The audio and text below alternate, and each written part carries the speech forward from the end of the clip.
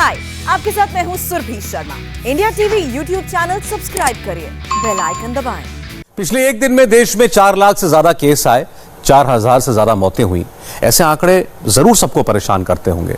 Corona काल के बीच आज इंडिया टीवी पर हौसला बढ़ाने वाला एक कॉन्क्लेव आयोजित किया गया, जिसमें वो नायक आए जिन्होंने इस मुश्किल वक्त में लोगों की जान बचाने के लिए जी जान लगा दी। आप इन्हें सुने तो कोरोना से लड़ने की आपकी हिम्मत भी दुगनी हो जाएगी।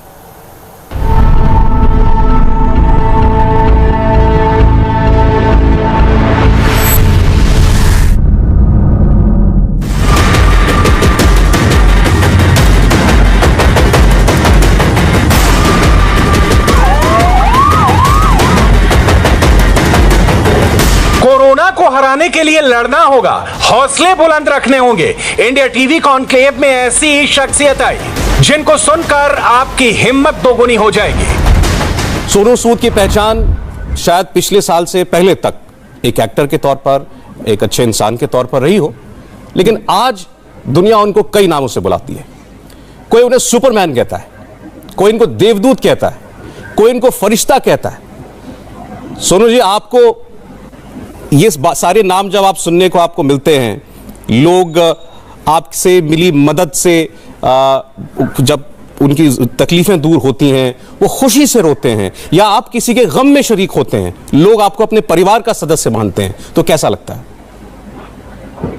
सौरभ भाई, बहुत अच्छा लगता है मेरे को। मुझे लगता है कि एक्टर बनने आया था मुंबई शहर में, फिल्में बहुत की, बड़ी भाषाओं में फिल्में की, लेकिन जो अभी रिश्ता जुड़ा है देश के साथ, वो एक ऐसा रिश्ता जिसको शब्दों में आप बयान नहीं कर सकते। आप कोई भी स्टेट की बात करें, कोई भी जिले की बात करें, कोई भी छोटे से डिस्ट्रिक्ट गांव की बात करें, हर जगह मैं लोगों से बात करता हूं और कहीं ना कहीं उनसे जुड़ पाता हूं, तो ऐसा लगता है कि मुंबई आना सफल अब हुआ है। अच्छा, मैं दर्शकों को बताना चाहता हूं कि अभी जब हम इस प्रोग्राम में जुड़ने की कोशिश कर रहे थे सोनू के साथ, उस वक्त भी ये अजमेर में किसी को एक ऑक्सीजन सिलेंडर पहुंचाने की कोशिश कर रहे थे। किसी से बात कर रहे थे कि उन तक प्लीज एक ऑक्सीजन सिलेंडर पहुंच जाए, उनका ऑक्सीजन लेवल जो है वो कम हो रहा है। मैं तो ये समझ पाया कि शायद आपके पास 24 घंटे में से 1 मिनट भी खाली नहीं है। सौरभ भाई, कई बार 3-3 दिन हो जाते हैं हमें सोए हुए को। सारे दिन सारी रात कॉल्स चलते हैं, खासकर रात को और इमरजेंसीज होती हैं, क्योंकि लोग अस्पतालों के बाहर खड़े होते हैं, लोगों के ऑक्सीजन लेवल्स गिर जाते हैं और कोई भी नहीं होता मदद करने के लिए। लॉकडाउन लगे हुए, उन्हें पता नहीं बाहर कहाँ पर जाना है, तो फोन ज्यादा बजता है और उस समय आप फोन बंद करके नहीं सो सकते, क्योंकि आपको पता है कि बहुत सारे लोग जो है बहुत डेस्परेट होकर आपको कॉल कर रहे होंगे। मैं हर जगह करता हूँ, जैसे आपने बोला कि अभी जो अजमेर वाला किस्सा बताया, अभी 15 मिनट पहले मुझे एक इमरजेंसी कॉल आया कि अजमेर के अंदर ऑक्सीजन सिलेंडर है, ऑक्सीजन लेवल 60 हो गया है एक महिला का, और मैं ढूंढ रहा था, तो अजमेर में मुझे कनेक्शन मुझे मिला नहीं कि वो जो पहुंचा सके। तो मैंने उदयपुर में एक आईपीएस ऑफिसर है कमलेश बिश्नोई जी, तो मैंने उनको फोन किया। मैंने बोला कि सर कैसे भी ढूंढिए, अजमेर अपने को ऑक्सीजन सिलेंडर भेजना है। उन्होंने कलेक्टर साहब के साथ बात किया और अभी उनके पास 10-15 मिनट में पहुंच जाएगा। तो सीख मुझे जो इस चीज से मिली है कि आप ताज़ जिंदगी लोगों से मिलते हैं, रिश्ते बनाते हैं और फिर आप अपने कामों में व्यस्त हो जाते हैं, अपनी जिंदगी में व्यस्त हो जाते हैं, लेकिन जब लोगों को जरूरत पड़े और अगर आप वापस उन्हीं गलियों में जाएं और वापस उन रिश्तों को टटोलें, तो आप देख सकते हैं कि आप बहुत दुनिया बदल सकते हैं, बहुत लोगों की मदद कर सकते हैं। मैंने जब बिश्नोई साहब को फोन लगाया, मैं इनसे पहले कभी शायद एक आध दफा बात किया होगा, पर मैं यहाँ तो सोचता कि यार मैं तो जानता नहीं, पता नहीं कैसे एंटरटेन करेंगे, उनको क्या लगा, या व्यस्त होंगे, तो फिर वो जो जिसको जरूरत थी वो शायद उन तक नहीं पहुंचती, या फिर कुछ नुकसान हो सकता था। तो मुझे तो फोन उठाना ही है, चाहे मैं आपको जानता हूं चाहे नहीं जानता हूं, मैं तो नंबर ढूंढ के आप तक पहुंच ही जाऊंगा। बड़ी हैरानी की बात है, और लोग ये पूछते हैं कि सोनू सूद क्या खुद बात करते हैं लोगों से, क्या उनके पर्सनल नंबर पर रिक्वेस्ट जाती है सारी की सारी, कोई भी अनजान आदमी उनको फोन करेगा और फोन उठा लेंगे? कैसे सोनू सूद ऐसे मैनेज करते हैं? तो एक बार आप जरा हम सबको ये समझाइए कि आपने ये क्या सिस्टम तैयार किया है कि किसी भी दूर दराज शहर गांव देहात में बैठा आदमी भी सीधे सोनू सूद के फोन पर कनेक्ट हो जाता है। सौरभ भाई, मेरा नंबर जब मैं पिछले साल लोगों को घर भेज रहा था तो मैं करीबन 7.5 से 8 लाख लोगों से जुड़ा, जिन लोगों ने रिक्वेस्ट की मुझे अपने अपने घरों में जाने के लिए या उनकी तकलीफों में। तो मैं बहुत सारे लोगों तक पहुंच पाया, कुछ लाख लोगों को हम लोग घर भी भेज पाए। लेकिन वो जब घर पहुंचे तो उन्हें नौकरी की जरूरत थी, तो मैंने 1.5-2 लाख लोगों को नौकरी भी दिलाई, ऐसे प्लेटफॉर्म रेडी किए। उनको जब मेडिकल की जरूरत थी तो उन्होंने मेडिकल की, उनकी सर्जरीज भी कराए। जब उनको एजुकेशन की जरूरत थी उनको एजुकेशन भी करा रहे थे। तो ये एक ऐसा नेटवर्क बन रहा था, एक ऐसा रिश्ता बन रहा था जिसका फायदा अभी मुझे आसान बहुत हुआ, क्योंकि जब इन लोगों को जरूरत पड़ी मैं उन सब लाखों लोगों से जुड़ा हुआ था। मैंने वापस उन लोगों को पकड़ा कि बॉस आप कौन से डिस्ट्रिक्ट में हैं, सौरभ भाई आप कहां पे बैठे हुए, मैं दिल्ली में इस जगह पर बैठा हूं सर, ये आप सर वहां जाइए, पहुंचिए, वहां पे एक आदमी खड़ा हुआ, तो आप दौड़ के वहां पे जाते हैं। तो वो जो नेटवर्किंग है वो लाखों लोगों की, वो हर जगह पर बिखरी, क्योंकि उन लोगों को हमने मदद की थी उनकी जान बचाने में। आज वो हमारे लिए भागते हैं और हम लोग पहुंचाने की कोशिश करते हैं। तो एक ऐसा सिस्टम बन गया। मेरा फोन, जैसा आपने पूछा, मेरा फोन देश भर में हर किसी के पास है, मुझे रात भर फोन आते हैं। अभी भी मैं आपसे बात कर रहा हूं तो फोन बज ही रहा है कहीं ना कहीं। तो कोई प्रॉब्लम नहीं है। मेरा पहला नंबर था जब मैंने मोबाइल नेटवर्क शुरू हुए थे, वही नंबर आज भी मैं इस्तेमाल करता हूं। मैं एक्सेसिबल हूं और मैं लोगों की जरूरतें सुनता हूं, मैं उनकी जरूरतें सॉल्व करने की कोशिश करता हूं। और मैंने आगे भी ऐसे ही लोग, अपने टीम के लोग मेरे हैं जो उनको बोल दिया कि यार तू, तेरा काम है सिर्फ प्लाज्मा ढूंढना, उसके नीचे 10-12 लोग हैं जो सिर्फ प्लाज्मा ढूंढ रहे हैं। एक का काम है बेड्स ढूंढना, वो सिर्फ बेड्स ढूंढते हैं। एक का काम है मेरी ट्विटर लाइन पे ढूंढते रहते हैं कि गाजियाबाद के कौन से बेड्स हैं, दिल्ली में कौन से, हैदराबाद, बैंगलोर, कहाँ वो सब ढूंढते रहते हैं, वो छांटते रहते हैं कि सर इतने दिल्ली के कैसे दिलाओगे। फिर मैं दिल्ली में पीछे पड़ता हूँ, फिर बैंगलोर के पीछे पड़ता हूँ, फिर मैं यूपी के पीछे पड़ता हूँ। तो फोन मुझे ही करने पड़ते हैं, क्योंकि अगर कोई और इंसान किसी और को फोन करेगा तो फिर वो उसको एंटरटेन नहीं करेगा, तो मुझे फोन करने पड़ते हैं। मैं अभी देख रहा था कि मुझे करीबन आज 47,000 रिक्वेस्ट आए हुए थे, रिक्वेस्ट। और अगर मैं खुद इन 47,000 लोगों से बात करने की कोशिश करूं जो हर रोज होते हैं, और मैं सब लोगों को पूरा करूं, तो मुझे कम से कम एक हफ्ते के अंदर पूरी रिक्वेस्ट तक पहुंचने में करीबन 20 से 22 साल लग जाएंगे मुझे पहुंचने में। तो अगर मैं हर रोज फोन करना शुरू करूं तो इतना डाटा आता है मेरे पास। पर ऊपर वाला है सर, करवा रहा है, कोशिश कर रहा हूं और ज्यादा से ज्यादा लोगों तक पहुंचने की। किसी ने उम्मीद नहीं की थी, दूर दूर तक ख्वाबों में किसी को ऐसा इल्म नहीं था कि इतनी बड़ी वेव आ सकती है, इतने मामले आ सकते हैं, जैसा आपने बताया, इतनी जाने जा सकती हैं। ऑक्सीजन शॉर्टेज इस बार एक बहुत बड़ी समस्या है। आपको जो रिक्वेस्ट आती हैं उसमें एक बड़ा हिस्सा क्या ऑक्सीजन की मांग का ही होता है, और उसके लिए आप क्या करते हैं? बिल्कुल सर, मैं उस दिन हमारा पूरा हम लोग बना रहे थे, तो 40% जो रिक्वेस्ट वो है ऑक्सीजन की, जो 25 से 30% जो रिक्वेस्ट है वो है आईसीयू बेड्स की। तो 75% तो ऑक्सीजन और आईसीयू बेड्स के लिए देश भाग रहा है, और बाकी 15-20% अपनी दवाइयों के लिए भाग रहे हैं। तो इस समय 100% अगर आप रिक्वेस्ट की बात करें तो 80 से 85% सिर्फ इसी दुनिया में लगे हुए हैं। वाकई में जो नेक काम सोनू सूद कर रहे हैं उसकी जितनी तारीफ की जाए उतनी कम है। ऐसे मुश्किल घड़ी में हर कोई अपने अपने तरीके से लोगों की मदद कर रहा है। सिंगर सुखविंदर सिंह से जानिए कि वो कैसे इस माहौल में अपने आप को मोटिवेटेड रखे हुए हैं। मां सरस्वती की आपके ऊपर बहुत ज्यादा कृपा है। अभी मैं आपके ट्विटर को फॉलो करता हूं तो मैं देख रहा था कि आप मां के दरबार में हाजिरी लगाकर आए हैं, और आपने कहा कि वहां अपने पूरे संसार के लिए, पूरे भारतवर्ष के लिए मां से कुछ मांगा है। सर क्या बात हुई आपकी वहां? सबकी तंदुरुस्ती, सबकी खुशहाली के लिए मैं हमेशा, मैं ही नहीं, हम सब एक दूसरे के लिए अरदास कर रहे हैं, प्रेयर कर रहे हैं, प्रार्थना कर रहे हैं, जो कि बहुत जरूरी है। कहीं ना कहीं वो दवा से भी ज्यादा जरूरी है। दिल से की गई प्रेयर, शब्दों में नहीं, सिर्फ शब्दों में और सेंटेंसेस में नहीं, सिर्फ दिखावे के लिए नहीं, दिल से, मन से, पूरी अपनी आत्मा से अगर आप प्रार्थना करते हैं तो उसका असर होता है। मैं वहां जाके धन कमाई के लिए नहीं गया, मैं वहां प्रार्थना ही के लिए गया, और वहां जाके देवी माता के यहाँ, वाहिगुरु के आगे, हर संत महात्माओं के भी आगे प्रार्थना करता हूं कि सबको ईश्वर तंदुरुस्ती दे, क्योंकि इस वक्त माहौल बहुत कॉम्प्लिकेटेड है और अब हमें जरूरत है कंसिस्टेंसी की। मेरा मन करता है कि मैं जो भी कहूं वो गा के कहूं, कुछ करिए, कुछ करिए, नस नस मेरी खोले, अब कुछ करिए, कुछ करिए, बस बस बड़ा बोले, कुछ करिए, let's do something, just not to say, चक दे इंडिया,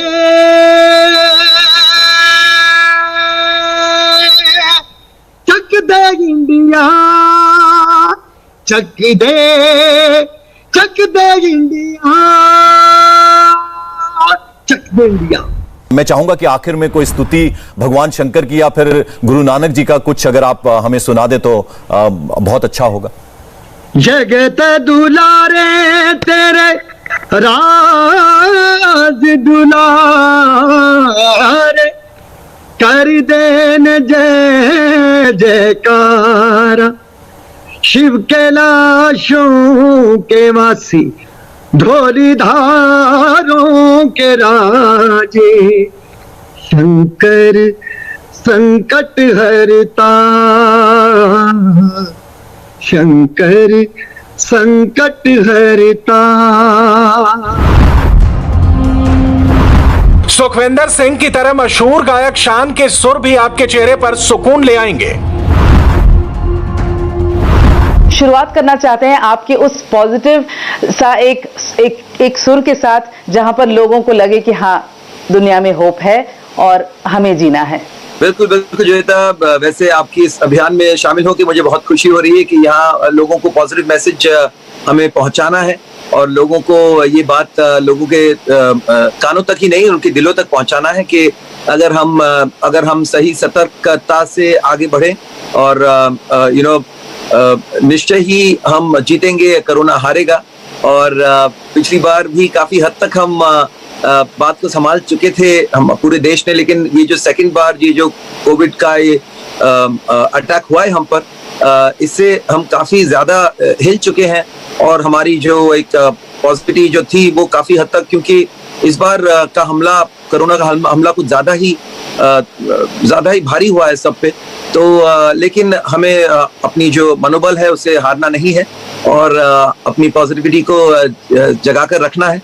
एक सुर अगर आप बिखेर दें, एक गाना जो हमें एक जोश दिलाता है वही गाता हूँ थोड़ा सा कि वो सिकंदर ही दोस्तों कहलाता है, हारी बाजी को जीतना जिससे आता है, निकलेंगे मैदान में जिस दिन हम झूम के, धरती डोलेगी ये कदम चूम के, निकलेंगे मैदान में जिस दिन हम झूम के, धरती डोलेगी ये कदम चूम के, हारी बाजी को जीतना जिसे आता है, वो सिकंदर ही दोस्तों कहलाता है। तो बस हमें जीतना है और आगे बढ़ना है। जीतेगा इंडिया, हारेगा कोरोना, यही हमारा नारा है, यही पूरे देश का विश्वास है। आजकल कुमार विश्वास साहब क्या कर रहे हैं, मैं आपको एक छोटा सा एक किस्सा बताना चाहता हूं कि मैंने प्रोग्राम से पहले इनको फोन किया और मैंने कहा कुमार साहब कैसे हैं, तो बोले भाई बस लगे हैं। तो उनकी आवाज में मैं थकान तो नहीं कहूंगा, लेकिन उलझे हुए थे कहीं किसी की मदद करने में। तो दिन रात कुमार विश्वास भी उन लोगों में से हैं, चुनिंदा लोगों के देश में, चुनिंदा नहीं, बहुत सारे लोग ऐसे हैं, कुमार विश्वास उनमें से एक हैं जो दिन रात लोगों की मदद कर रहे हैं। कुमार साहब बहुत बहुत स्वागत है आपका। मैं फिर वही सवाल पूछता हूं, कैसे हैं आप? बहुत धन्यवाद। हम लोग देश का हिस्सा हैं सौरभ, हम और आप और हर नागरिक। तो देश दर्द करता है तो हम भी अंदर से ब्लीड करते हैं, दुख होता है। और पिछले 20-25 दिनों में मैंने अपने जीवन में जो त्रासदियां देखी हैं, निजी तौर पर भी और सार्वजनिक तौर पर, मैं सबसे बड़ी त्रासदी से मेरा देश इस समय जूझ रहा है। तो अच्छा तो नहीं कहूंगा, लेकिन हाँ, हिम्मत है और लगता है कि पार पा लेंगे, एक साथ लड़ेंगे तो पार पा लेंगे। तो आजकल आपका दिन कैसे बीत रहा है? क्योंकि मैंने ये सुना है कि आपका फोन कभी खामोश नहीं रहता, हमेशा बजता रहता है और आप शायद चंद घंटे ही दिन भर में सोने के लिए निकाल पाते हैं। हाँ, दरअसल मैंने पिछले 10-15 वर्षों से, जब से मोबाइल फोन सार्वजनिक जीवन में है, जब सबसे शुरू में आया था तभी मैंने उसको अपने जीवन का हिस्सा बना लिया था। और पिछले 10 सालों से, 12 सालों से तो मैं फोन उठाता नहीं था, मेरे ऑफिस के लोग फोन उठाते थे। लेकिन पिछले 15-20 दिनों में मैंने अपनी जिंदगी का जितना फोन सुना था उतना फोन अब सुना है। क्योंकि आप तो जब जमीन पर हैं, लोगों के बीच हैं, तो आप क्या हालात देख रहे हैं इस वक्त? लोगों की स्थिति क्या है? देखिए, हालत बहुत खराब है और सौरभ, आप जानते हैं कि मैं व्यवस्थाओं के मुखर आलोचकों में गिना जाता हूं इस देश में, और जो सेट व्यवस्थाएं हैं वो मुझे स्वीकार भी नहीं होती हैं और सेट व्यवस्थाओं को मैं भी स्वीकार नहीं होता हूं। लेकिन इस समय युद्ध का समय है। इस समय अगर मैं ये देखूं कि रसद कम पहुंची थी और सेनापति ने इंतजाम ठीक नहीं किया था, तो मुझे लगता है कि ये मेरे युद्ध के साथ बेईमानी होगी। मैं अपने सेनापतियों से नाराज हूं, मैं अपने रसद पहुंचाने वाले लोगों से नाराज हूं, मैं जिन्होंने व्यवस्था और चक्रव्यूह बनाया था इससे लड़ने का, उन नियंताओं से नाराज हूं, लेकिन उनसे मैं बाद में लड़ लूंगा, उनसे मैं बाद में काम करूंगा। अभी तो फिलहाल यह है कि मेरी जितनी हिम्मत है, मेरी जितनी ताकत है, मेरे जितने रिसोर्सेज हैं, मेरे जितने पसंद करने वाले लोग हैं, मैंने पिछले 20 सालों में जितना सामाजिक संबंध कमाया था, जितना रिलेशनशिप देश में कमाया था, वो मैंने सब झोंक दिया है। आप जब किसी का मदद के लिए आपको फोन आता है या किसी कोई संपर्क करता है, आप कोशिश करते हैं, क्योंकि मैंने एक किस्सा देखा था, आपने शायद वो शेयर किया था कि आपने किसी अधिकारी को फोन किया, बड़े अधिकारी को, तो वो झुंझला गए और उन्होंने कहा कि भाई आप कवि हैं, कवि रहिए। उस वक्त आपको क्या लगता है? हाँ, एक बहुत ही बेचैन एक पुकार थी। एक परिवार में पत्नी एक्सपायर कर गई थी कोविड से और वो अकेले कमाने वाले थे, तो उनके लिए बहुत मदद की जरूरत थी।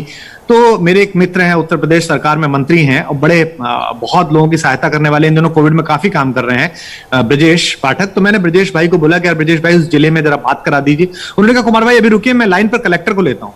उन्होंने कलेक्टर को लिया और कहा कि कुमार भाई को आप जानते हैं, बहुत बड़े कवि हैं, हमारे मित्र हैं, ये कुछ काम बताएंगे, आप सुन लीजिएगा, देख लीजिएगा। तो मैंने उनको बताया कि साहब इस आदमी को एक आईसीयू दिला दीजिए, बच जाएगा। उसने कहा साहब मैं कोशिश करता हूँ। फिर मैंने उसको थोड़ी देर बाद कहा कि भाई आईसीयू नहीं मिल पा रहा है, ये वाली दवाई पहुंचा दीजिए। उसने कहा कि मैं कोशिश करता हूँ। मैंने नोएडा में एक डॉक्टर से बात कर लिया, अस्पताल से बात कर लिया, डॉक्टर महेश से बात कर लिया कैलाश में, आप एक एम्बुलेंस दिला दीजिए। तो वो शाम को मेरे पे इरिटेट हो गए कि आपको क्या लगता है कि मैं आपकी बात क्यों मानूं? आप कौन है? आप मंत्री हैं, एमएलए हैं, आप सांसद हैं, आप मेरे सीनियर अफसर हैं, मैं आपकी बात क्यों मानूं? मेरे पास बहुत प्रेशर है, आप कर लीजिए जहां से करना है। मेरे को बड़ा दुख हुआ। तो मैंने फिर वहां एक पत्रकार है, टाइम्स ऑफ इंडिया की एक बच्ची है, मैंने उसको कॉल किया कि बेटा कुछ हो सकता है क्या? उसने कहा सर आप वहां कहां ले जा रहे हैं, यहाँ के सबसे बड़े अस्पताल में मैं कोशिश करती हूँ। उसने वहां के जो ओनर थे उनको कॉल किया कि कुमार विश्वास किसी के लिए कॉल कर रहे हैं। उन्होंने मेरा फोन सुना और वो तो बहुत खुश हो गए। उन्होंने कहा अरे मेरी माँ अपने अपने राम सुनती है, मैं अपने अपने राम सुनता हूँ, और आप मुझे बताइए, माँ भी भेजिए, मैं अभी आईसीयू में जमा कराता हूँ। आपके कौन है? मैंने कहा मेरा कोई नहीं है, मैंने उनको देखा भी नहीं है। ट्विटर पर पुकार आई है, फेसबुक पर पुकार आई है, उन्होंने उनको सही करा, घर पहुंचाया, और उसके बाद तब से वो मेरे 10-12 मरीज उस शहर में जमा करा चुके हैं। लेकिन उन कप्तान साहब का या उन कलेक्टर साहब का मैं बुरा नहीं मानना, क्योंकि वो प्रेशर में है, सचमुच प्रेशर में है, संसाधन बहुत ज्यादा दबाव में है। तो ऐसे में तो यही हो सकता है कि हम सब हाथ बढ़ाएं और दबाव कुछ कम करें। कोरोना की दूसरी लहर ने बहुत घर उजाड़ दिए, मगर कोरोना से हार नहीं मान सकते हैं। इस जंग में वही जीतेगा जो खुद पर भरोसा और कोरोना गाइडलाइंस का सही से पालन करेगा। मशहूर अभिनेता अनुपम खेर अपने आप को कैसे मोटिवेटेड रखते हैं, वो जानिए।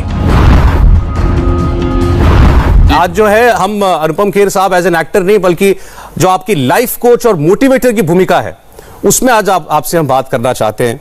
मेरे कहने की बात नहीं है, जरूरत नहीं है, आप खुद देख रहे हैं दुनिया में क्या हो रहा है। एक निराशा, एक हताशा सी है हर इंसान में, चाहे उसके घर में बीमारी हो या नहीं, लेकिन वो दिन भर यही देख रहा है, यही सुन रहा है, दूसरों का दुख दर्द महसूस कर रहा है। ऐसे में आप क्या कहेंगे लोगों से? सौरभ, थैंक यू पहले तो मुझे इस मुहिम से जोड़ने के लिए, इंडिया टीवी की। मैं जब लास्ट टाइम अमेरिका से यहाँ आया था तो मैंने पहली बार हिंदुस्तान का मंजर ऐसा देखा था कि लोग सड़क पे नहीं है, लॉकडाउन है। तो उस घबराहट में, उस डर को छुपाने के लिए, अपने आप को बिजी रखने के लिए मैंने किताब लिखी थी, योर बेस्ट डेज टुडे, जो छप गई थी। और उसके बाद हमने सोचा था कि सब ठीक हो गया, लेकिन इस सिचुएशन में हालात थोड़े डिफरेंट हैं, क्योंकि हम सिचुएशन को एक बार देख चुके हैं, एक बार हम अपना पॉजिटिविटी इस्तेमाल कर चुके हैं, लेकिन अब पॉजिटिव होने में थोड़ी शक्ति की जरूरत पड़ रही है। लेकिन हमारे पास उसके अलावा कोई चारा नहीं है। हमारे उसके पास अलावा दूसरी तरफ क्या जा सकते हैं? दूसरी तरफ मैं जानता हूं कि बहुत सारे लोग, मेरे खुद के अपने करीबी लोग हैं, इस समय जूझ रहे हैं, कुछ चले गए, इस बहुत अच्छे दोस्त, मगर हताश होने से तो कुछ नहीं होने वाला।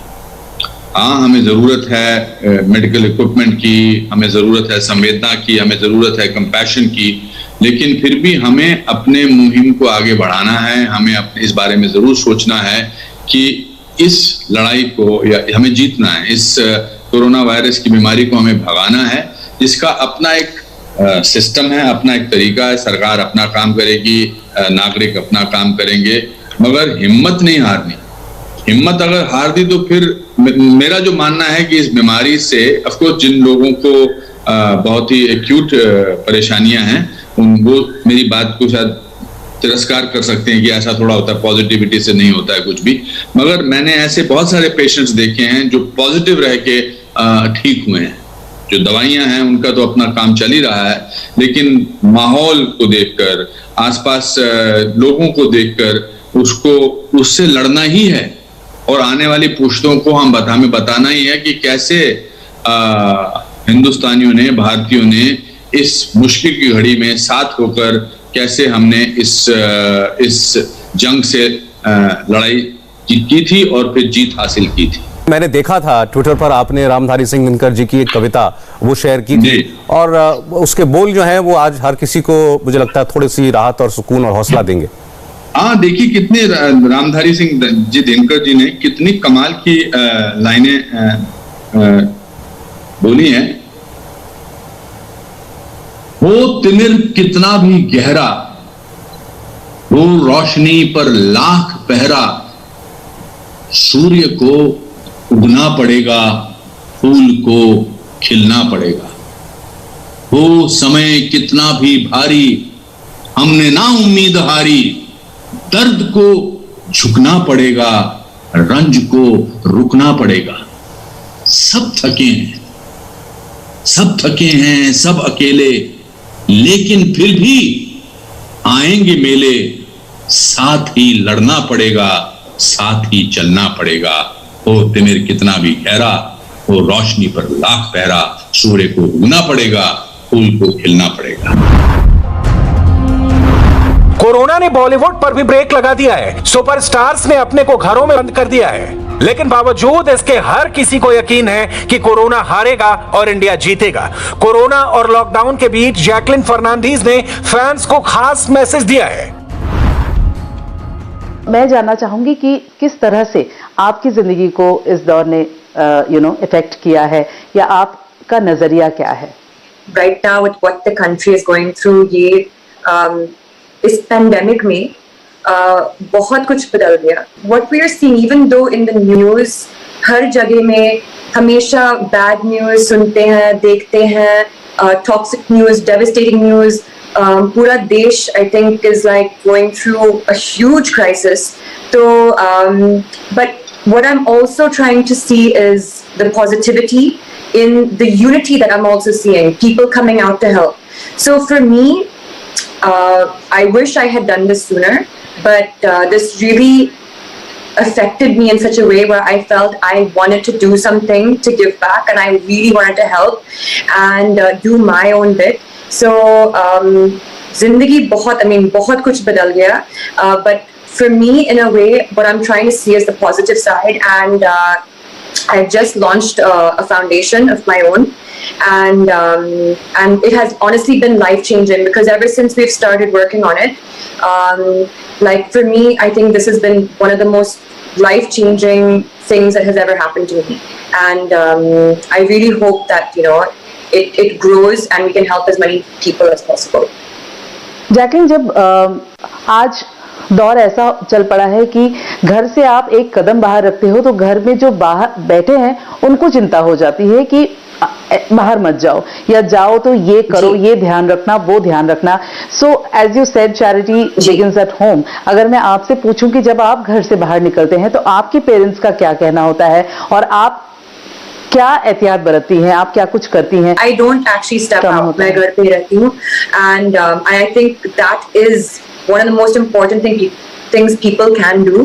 And जब मैं बाहर जाती हूँ तो मैं of course everyone knows by now masks have been like the most essential thing you have to take out, and if you are stepping out, please wear your masks. मैं gloves भी पहनती हूँ, because I have my sanitizers. I sanitize my gloves as well. And it's important you maintain your social distancing. I know sometimes it's वो बहुत अजीब है ना कि like हम distance पे रखना है। भूमि पेडनेकर वैसे तो अपनी एक्टिंग के लिए मशहूर हैं, लेकिन कोरोना काल में उन्होंने जिस तरह से लोगों की मदद की है, उसने पब्लिक का दिल जीत लिया है। आपका फोन रिंग होना बंद नहीं होता, आप तुरंत मतलब हर 2 मिनट पे आप कुछ कर रही हैं, प्लाज्मा पर सबसे ज्यादा काम कर रही हैं, लोगों को कनेक्ट करवा रही हैं। तो ये दौर भी कैसा आप महसूस कर रही हैं? क्योंकि सच में जब एक इंसान की भी भलाई हो जाती है तो लगता है जैसे कुछ कर लिया, कुछ पा गए। द्वारिका, अकेले शुरू की थी मैंने ये जर्नी, घर पे बैठी हुई थी, मैंने कहा यार कुछ और करना पड़ेगा। मॉनेटरी आप पैसों का चैरिटी करते हैं, बहुत अच्छी बात है, लेकिन मुझे लगा कि मुझे थोड़ा और कंट्रीब्यूशन करना जरूरी है। और तब मैंने इंटरनेट पे एक रिक्वेस्ट डाली थी, मुझे इंस्टाग्राम पे एक रिक्वेस्ट आई थी, प्लाज्मा डोनेशन की रिक्वेस्ट आई थी, और वो रिक्वेस्ट मैं पूरी कर पाई क्योंकि मेरे फॉलोअर्स में से कोई था जो डोनर बन पाए। तब मुझे रियलाइज हुआ कि सोशल मीडिया की पावर बहुत ज्यादा है। तो मैंने मेरे ट्विटर और मेरे इंस्टाग्राम को पेशेंट और रिसोर्स से जुड़वाना शुरू किया, लेकिन अब जो हम करते हैं वो उससे एक कदम ज्यादा है। प्लाज्मा के साथ शुरुआत हुई थी, लेकिन अब हॉस्पिटल बेड हो, सिलेंडर हो, दवाइयां हो, जो भी चीज जिस तरीके की भी मदद पेशेंट और उनके परिवार को चाहिए हम देते हैं। और सिर्फ एम्प्लीफिकेशन तक नहीं, आज हमारे पास करीब 100 वॉलंटियर्स हैं कोविड वॉरियर के अम्ब्रेला में, 100 से ज्यादा ही होंगे, लेकिन 100 एक्टिव वॉलंटियर्स हैं जो रोज काम कर रहे हैं।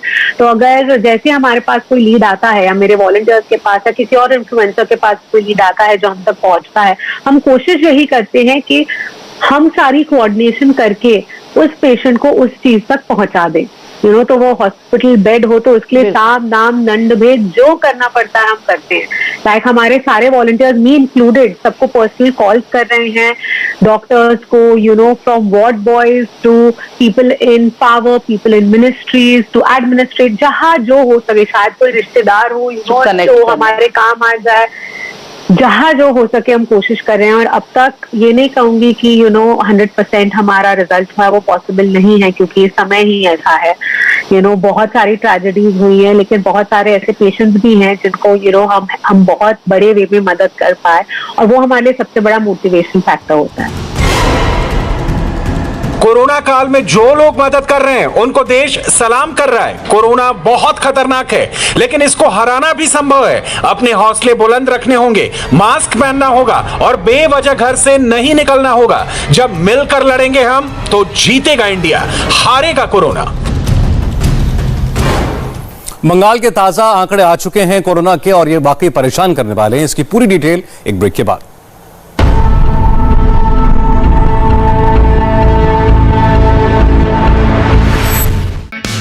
हाय, आई एम सुरभि शर्मा। खबरों से अपडेट रहने के लिए India TV YouTube channel subscribe करिए, साथ में बेल आइकन जरूर दबाएं। जुड़े रहें इंडिया टीवी के साथ।